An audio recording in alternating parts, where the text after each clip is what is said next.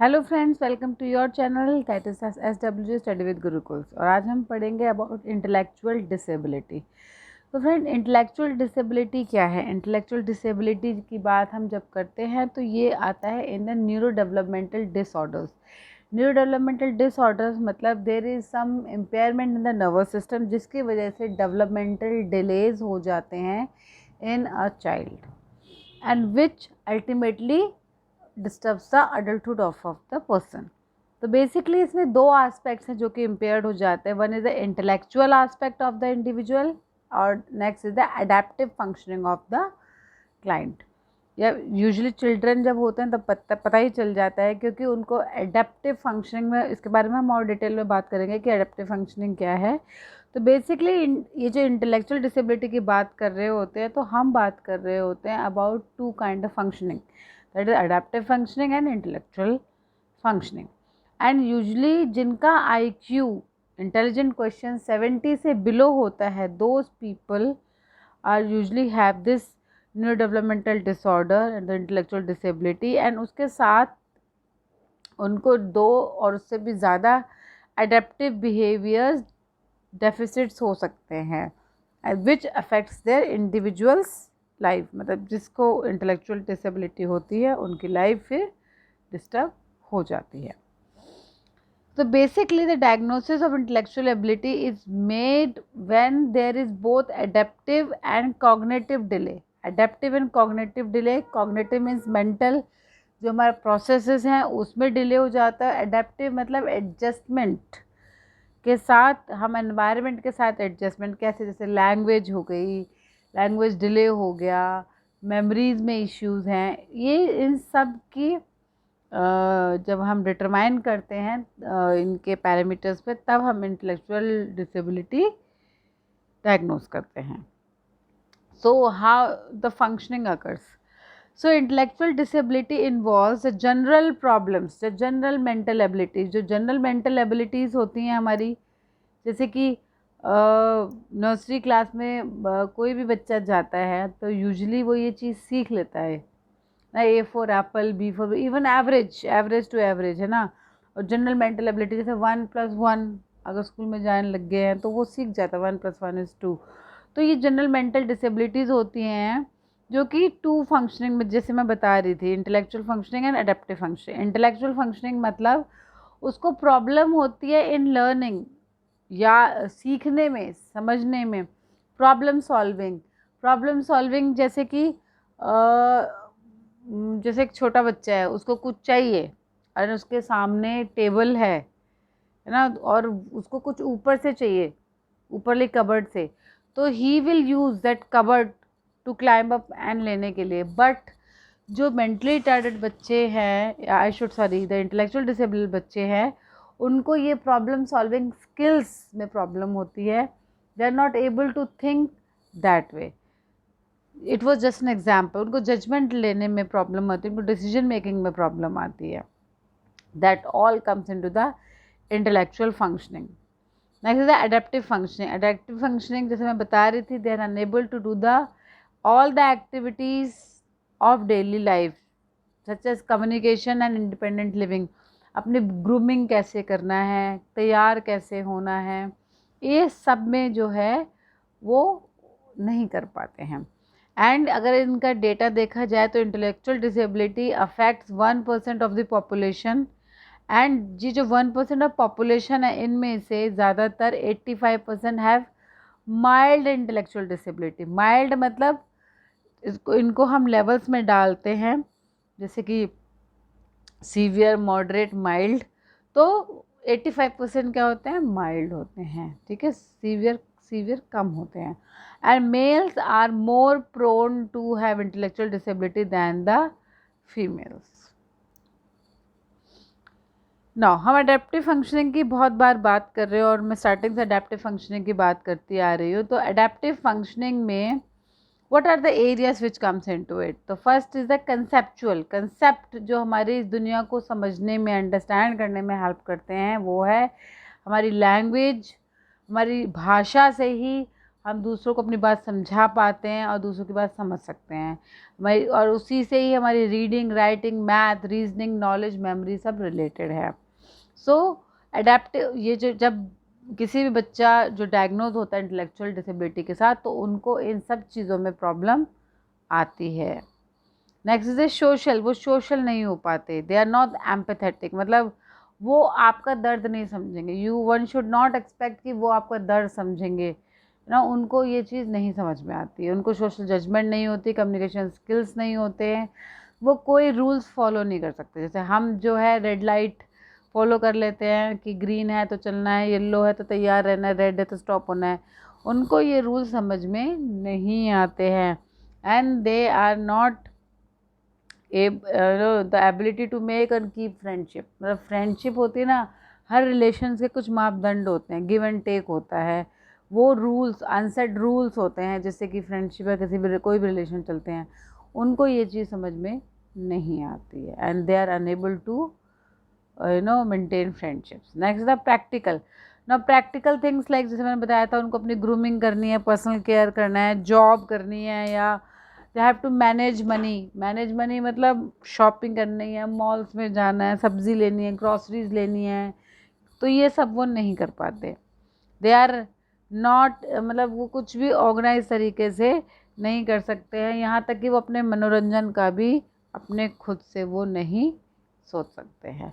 तो ये these are the key areas which come under the adaptive functioning, जो कि एक इंटेलेक्चुअल डिसेबल चाइल्ड जो है फेस करता है। Now there is the assessment. हम पता कैसे लगाते हैं कि भाई ये बच्चे को इंटेलेक्चुअल डिसेबिलिटी है या हो सकती है? तो इसके लिए पहली बात तो ये है, जैसे मैंने बताया आपको कि 70 से बिलो जिनका आईक्यू होता है, तो उसके लिए स्टैंडर्डाइज टेस्ट है, बहुत सारे आईक्यू स्टैंडर्ड टेस्ट है, उससे हम आईक्यू देखते हैं। फिर है हम इंटरव्यू करते हैं, किसके साथ? उस क्लाइंट के साथ, बच्चे के साथ, फैमिली मेम्बर के साथ, टीचर के साथ, केयर गिवर्स के साथ। वो बताते हैं कि हाँ भाई डेवलपमेंट में कोई डिले हो रहे हैं कि नहीं हो रहे हैं, कि उनसे उनका बिहेवियर पूछते हैं, कैसे रहते हैं क्लास में। टीचर, अगर कोई टीचर्स हैं तो उनसे क्लास में पूछेंगे, फैमिली मेम्बर, मदर, फादर, उन सबसे उनका बच्चे के बारे में इंटरव्यू लिया जाता है। और ये जो इंटेलेक्चुअल डिसेबिलिटी है, इसको माइल्ड, मॉडरेट, सीवियर में डिवाइड कर सकते हैं। जैसे मैंने बताया, most of the people come under the mild category. And इसके जो सिम्टम्स है ना डिसेबिलिटी के, इंटेलेक्चुअल डिसेबिलिटी, ये बचपन से दिखना शुरू हो जाते हैं। कैसे? मैंने बताया था, डिले, डेवलपमेंटल डिले, मतलब एक टाइम एज पे एक्सपेक्ट किया जाता है, जैसे 2 साल के बच्चे से एक्सपेक्ट किया जाता है कि वो चल लेगा, है ना, बट वो चल नहीं रहा है, वो कुछ लैंग्वेज डेवलपमेंट भी नहीं है, माँ माँ पापा कुछ नहीं कहता है, कुछ मोटर स्किल्स भी नहीं है, मोटर स्किल्स मतलब चल नहीं पाता है, डिलेड हैं एट द एज ऑफ 2। तो जब बच्चा 2 साल का हो जाता है, तो वो एक बहुत रिमार्केबल एज होती है टू नो कि कोई डेवलपमेंटल डिले हो रहे हैं कि नहीं हो रहे। अगर वो होते हैं तो that things need to be assess. और बट क्या होता है, ये जब होता है कि जब वो थोड़ा मॉडरेट और सीवियर केस के डिसेबिलिटी होती है। बट अगर माइल्ड लेवल है, बहुत ज़्यादा माइल्ड लेवल है, तो शायद 2 साल की एज पे भी वो पता नहीं चल पाता, वो फिर स्कूल एज में जाके पता चलता है। जैसे कि वो एकेडमिक्स में पुअर करता है, अच्छा नहीं करता है, वो चल लेता है, डेवलप वो वाला डिले नहीं है, चल लेता है, भाग भी लेता है, बात भी कर लेता है थोड़ा बहुत। बट द थिंग इज़, जो माइल्ड लेवल है उसमें क्या होता है, उसमें there is difficulty with the calculations, academics, मतलब स्कूल में वो पीछे रह जाता है या फिर पढ़ नहीं पाता, लर्निंग में प्रॉब्लम होती है, मेमोरी में, कंसंट्रेशन, फोकस में। तो वो होता है माइल्ड लेवल का इंटेलेक्चुअल डिसेबिलिटी। अब आप इंटेलेक्चुअल डिसेबिलिटी को 2 टाइप्स में भी डिवाइड कर सकते हैं। One is the syndromic, another one is non syndromic. Syndromic तब कहते हैं जब इंटेलेक्चुअल डेफिसिट के साथ और कोई मेडिकल और बिहेवियरल साइन सिम्टम्स हो। नॉन सिंड्रोमिक तब कहते हैं जब ऐसा कुछ ना हो। जैसे कि डाउन सिंड्रोम और फ्रेजाइल एक्स सिंड्रोम, ये क्या है, सिंड्रोमिक है। क्यों? क्योंकि इनमें जो है मेडिकल प्रॉब्लम है। मेडिकल प्रॉब्लम क्या है? क्रोमोसोमल प्रॉब्लम है, जेनेटिक प्रॉब्लम है, तो इसलिए उसको सिंड्रोमिक कहते हैं। Now very important is the diagnosis. आप डायग्नोसिस कैसे बनाएंगे ना? डायग्नोज ऐसे होता है कि जो DSM-5 है, DSM-5 is what? Diagnostic and statistic manual of mental disorders, उनके क्राइटेरियाज हैं कि पहले तो जनरल मेंटल एबिलिटीज़ में डेफिसिट होनी चाहिए, कमी होनी चाहिए। हमने पढ़ा ना भी क्या कमी होती है, उनके एडेप्टिव फंक्शनिंग में और इंटेलेक्चुअल फंक्शनिंग में डेफिसिट होती है। There is limitation in one और more area of adaptive behaviour. Adaptive behaviour क्या, कम्युनिकेशन में प्रॉब्लम है, सेल्फ हेल्प स्किल में इंटरपर्सनल स्किल्स ख़राब हैं, नहीं है, अनेबल टू एडजस्टमेंट है ना, एंड मोस्ट इम्पॉर्टेंटली कि उनका IQ जो है बिलो 70 है। तो ये कुछ क्राइटेरियाज है जो DSM-5 ने तय कर रखा है to determine a person is a intellectual disable और he is having intellectual disability. Now causes क्या हैं, ऐसा क्यों होता है? यूजली 30 to 50% जो केसेस होते हैं they are of unknown cause नहीं पता है। हाँ, जेनेटिक्स जो है बहुत इंपॉर्टेंट रोल प्ले करती है in the disease like Down syndrome, Klinefelter syndrome, जिसमें कि ट्राइसोमी ऑफ क्रोमोसोम्स हो जाते हैं, fragile X chromosome, neurofibromatosis, congenital hypothyroidism, Williams syndrome, PKU that is the phenylketonuria and Prader Willi syndrome. तो ये सब क्रोमोसोमल और जेनेटिकल सिंड्रोम है जिनमें कि इंटेलेक्चुअल डिसेबिलिटी देखी जाती है। Next is the pregnant women. कहा जाता है कि प्रेग्नेंट वुमेन को बहुत ध्यान देना चाहिए कि वो अपने बच्चे को बचा के रखे। अगर वो अल्कोहल पीती है, स्मोक करती है, टोबैको कुछ भी लेती हैं, that can disable the child who is growing in her womb. And infections like rubella, rubella जैसे इन्फेक्शंस भी हैं जो कि बच्चे को हो सकते हैं, क्योंकि ये प्लेसेंटा बैरियर तोड़ देता है और ये प्लेसेंटल सप्लाई में, ब्लड सप्लाई में चला जाता है और बच्चे को मिल जाता है, जिसकी वजह से बच्चे जो है कंजेनाइटल ब्लाइंड होते हैं, मेंटली रिटार्डेड और इंटेलेक्चुअल डिसेबल होते हैं। एक और इम्पॉर्टेंट कारण है, एक है difficult labour of the birth. अगर मदर का बहुत प्रोलॉन्ग लेबर है, डिफ़िकल्ट है, कुछ प्रॉब्लम हो रही है जिसकी वजह से जो बच्चे की कॉर्ड है, क्लैम्प है, वो दब गई है और जिसकी वजह से खून का संचार सर्कुलेशन ब्लड में नहीं है, ऑक्सीजन कट हो गई है, विच may lead to the intellectual disability to the child. Next, the environmental factors. Environmental factors are the exposure to the chemicals, carcinogenic agents like mercury, lead, toxins, and disease like whooping cough, measles, meningitis. All these can delay the milestones and which can ultimately make a child disable or intellectual disability हो सकती है। तो these are the some causes which can cause the intellectual disability in a child. Now treatment क्या है? As such there is no treatment for the intellectual disability. यहाँ पे बस ये ही